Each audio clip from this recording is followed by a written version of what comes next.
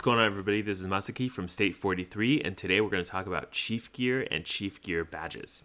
So these items in your, basically for your character, are going to be giving you a direct boost to your stats, right? And what I mean by stats is your troop stats. That is for marches. So all of the chief gears provide boosts to attack and defense for your infantry, riders, and hunters. And the badges provide that same type of boost, but for lethality and health to, again, infantry, rider, and hunter. The gear is kind of divided into tiers, and they have sub-tiers. Honestly, don't worry about that too much. It's just a progression system, and it kind of just gives higher tiers, give more boost. The chief gears and chief gear badges provide boosts to all content, which includes, your infected, your capital clashes, your PvP fighting. So it's actually pretty good to, in general, have these. They also apply for, all characters. So there's not you only have to upgrade one set of items that will apply for your entire account. The parts that are kind of needed for these items are going to be for the chief gears. You're going to need your alloys, your adhesives, your chief gear tools, and your chief gear designs. And then for the materials for the badges, you're going to need mercenary influence, which are these beret looking things, and then the badge tags themselves. In general, on the chief gear side, the chief gear design, this piece, tactical gear design, is harder to obtain than the other materials. And on the badge side, the harder one to obtain is going to be mercenary influence. So always having more of these will help get newer badges.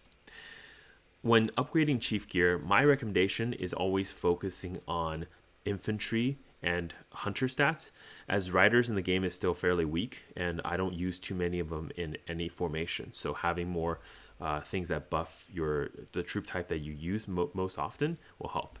But upgrading chief gear, just be aware that there is, of course, this set bonus that you get. So having 3 pieces of any set gives a defense bonus, and having 6 pieces of any set gives an attack bonus. And when they say set, they just mean like the same type. For example, if you look across the showcase, a rare plus plus is this type. So if you have 6 pieces of the same type, then you're going to get that bonus to attack. And then, of course, because having 6 pieces means you have 3 pieces, you're going to get the defense bonus as well. There's no set bonus for badge tags, so you can, of course, just upgrade whichever one that benefits you the most. So in badge, if I could start over, I would probably upgrade riders badges last, meaning I might just leave them unupgraded for a long time. So that's these ones represented by a horse, and upgrade the infantry and the hunter ones exclusively.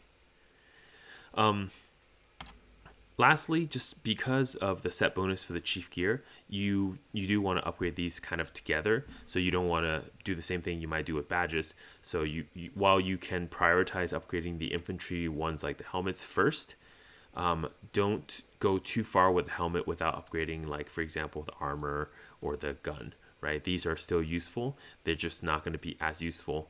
They're still useful for the set bonuses, even though they're not specifically useful for as rider attack bonuses.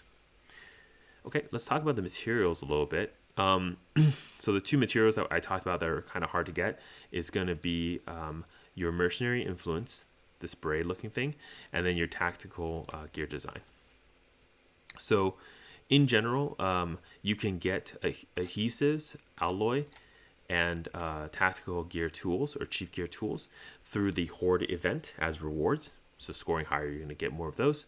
And then the badges and mercenary influence you're going to get through Capital Clash and SVS. Those kind of like the large scale battles. Tactical tools, there's not any specific events that will reward you with tactical tools.